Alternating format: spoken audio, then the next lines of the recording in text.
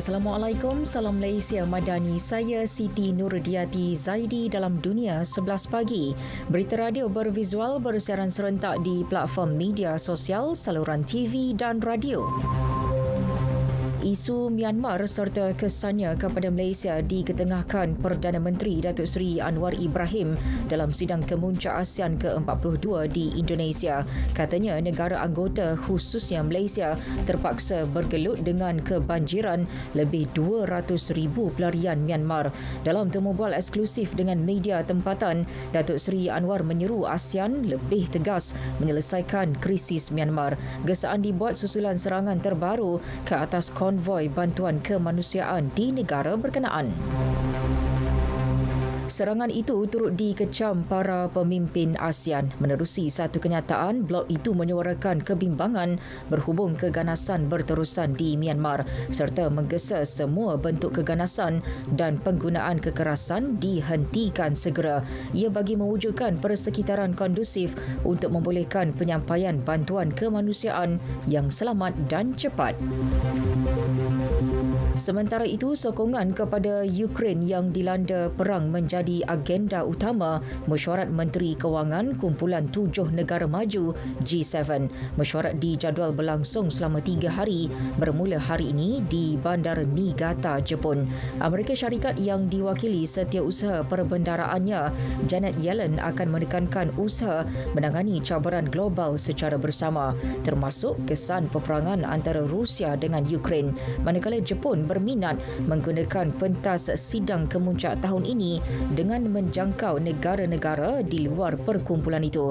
Ia dilihat sebagai kunci mempengaruhi pendapat antarabangsa mengenai Rusia dan China yang membiayai infrastruktur di seluruh dunia melalui inisiatif jalur dan laluan BRI.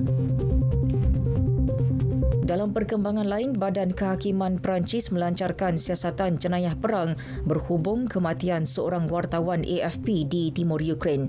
Arman Soldin, 32 tahun, meninggal dunia selepas dia dan rakan-rakannya daripada agensi berita sama diserang oleh roket Grad. Kejadian berlaku pada Selasa lepas ketika mereka bersama-sama tentera Ukraine berhampiran Chasiv Yar di wilayah Donbas. Menurut pendakwa raya anti keganasan, siasatan akan dikendalikan unit penyiasat yang pakar dalam jenayah terhadap kemanusiaan dan jenayah kebencian.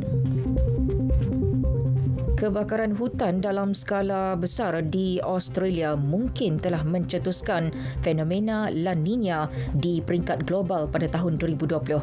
Demikian menurut laporan penyelidikan terbaru yang diterbitkan dalam jurnal Science Advances. Kebakaran digelar Black Summer yang bermula hujung 2019 hingga awal 2020 itu disifatkan sebagai luar biasa. Ia mencetuskan asap yang sangat banyak, menyamai skala letusan gunung berapi besar serta menyebabkan pembentukan tebing awan yang luas di ruang udara bahagian tenggara lautan Pasifik. Keadaan itu boleh menyebabkan penyejukan kawasan permukaan laut yang mencetuskan fenomena La Nina. Sukan SEA 2023 di Phnom Penh, Kemboja, Malaysia berjaya menambah 6 lagi pingat emas pada hari kelima tamasya semalam, namun kekal di kedudukan ketujuh dalam senarai pengutan pingat. Secara keseluruhan, kontingen negara mengumpul 21 emas, 22 perak dan 42 gangsa.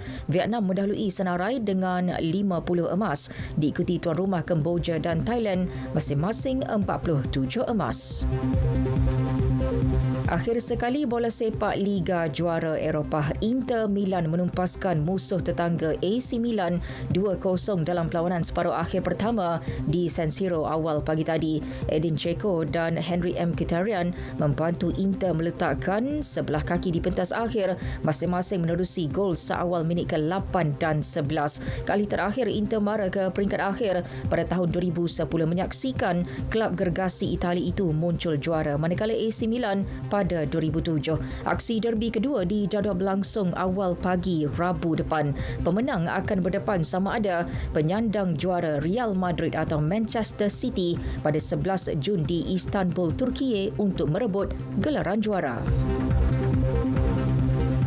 Sekian berita yang disunting oleh Mas Niza Awang Kecik dari Pusat Berita RTM. Ikuti secara langsung laporan serta sorotan harian Sukan C 2023 menerusi saluran TVOK, Sukan RTM dan RTM Klik. Assalamualaikum, salam Malaysia Madani.